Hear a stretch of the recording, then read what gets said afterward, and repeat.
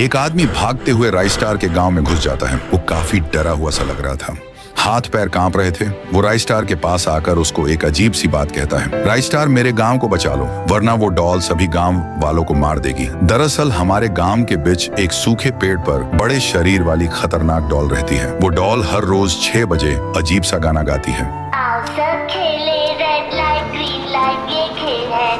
उस गाने को सुनने के बाद लोगों को उसी समय अपना सारा काम छोड़कर डॉल के पास जाना पड़ता है, जो कि वो सिर्फ एक गाना नहीं था बल्कि मौत का बुलावा था। जो भी इंसान डॉल के पास नहीं जाता था उसका सर कुछ ही पलों में टूट कर गिर जाता।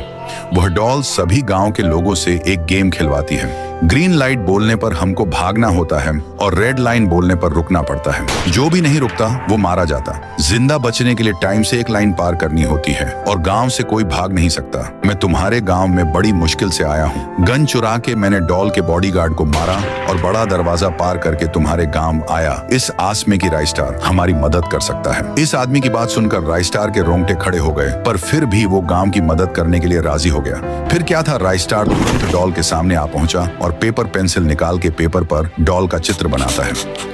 उसके बाद एक बटन दबाने के बाद धीरे धीरे डॉल छोटी होती जा रही थी। कुछ ही पलों में वो चुब्बे जितनी साइज की हो गई। फिर राइस्टार डॉल को अपने हथेली पर रख के वहीं सूखे पेड़ के पास आकर उसको उसी पेड़ में कैद कर दिया। राइस्टार ने उसे श्राप दिया कि जो भी शख्स इस पेड़ पर पानी डालेगा तभी डॉल आजाद हो जाएगी। लोग डॉल कैद होने की खुशी मना रहे थे, मानो उनके दिल के अंदर का डर मिट गया। 2 महीने बीत चुके थे। गाँव वाले अब भी खुश थे, पर एक दिन एक छोटी बच्ची उसी सूखे पेड़ से होते हुए दुकान जा रही थी। तभी पेड़ में कैद डॉल बच्ची को कहने लगी, अरे बेटा कहाँ जा रहे हो, बड़े प्यारे हो, देखो बेटा मैं पेड़ बात कर रही हूँ, अगर तुम इस पेड़ के ऊपर पानी डालोगे ना मैं तुम्हें मीठे मीठे आम खिलाऊंगी। बच्ची डॉल की बात मानकर सूखे पेड़ के ऊपर बकेट से पानी डालती है। डॉल को जैसे ही पानी मिलता है वो वैसे ही अपने पहले जैसे साइज में हो जाती है। फिर डॉल पहले से ज्यादा बड़ी होकर पूरे गाँव को तहसे नहस करने लगती है। सभी घर जल के राख हो गए थे। सभी तरफ तोड़ फोड़ करके डॉल खुश हो ही रही थी कि तभी एंट्री होती है राइस्टार की। राइस्टार डॉल के ऊपर आके अपना